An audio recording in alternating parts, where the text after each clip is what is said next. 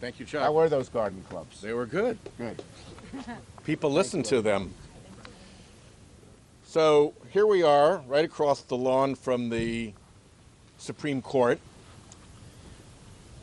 whose capture was effected by fossil fuel billionaires. Leonard Leo, who packed that court, was funded by fossil fuel billionaires.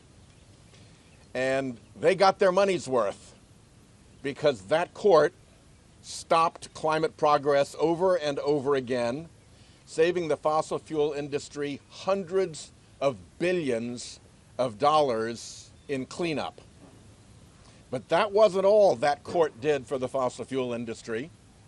It also whittled down the ability of prosecutors to make cases of corruption. It used to be, when I was making these cases, that you would trust a jury to decide what was improper corruption.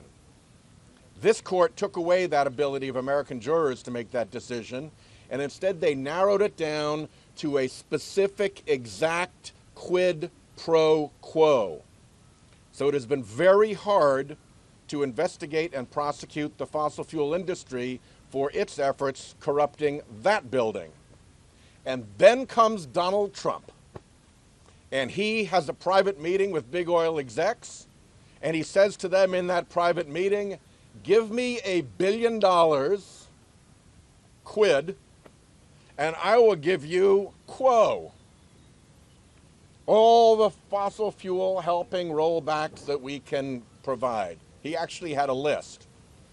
At the same time, big oil folks are writing his executive orders for him in anticipation of him being elected. There is a real stink of corruption, and with respect to this episode, it hits the quid pro quo barrier. So Chairman Wyden and the Finance Committee and I have written to all of the companies present at that meeting, demanding answers, information, documents about what took place, about what led up to it, about what the context is for that quid pro quo corrupt offer.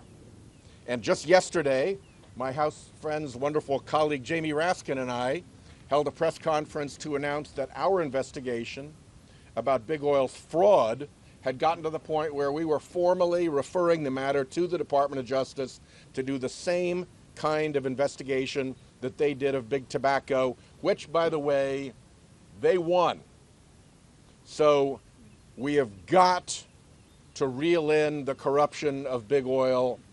This quid pro quo offer gives us a hell of a good reason to pursue it. And thank you very much to LCV and to Climate Power for all of their support in these efforts. And with that, over to me. Over to you.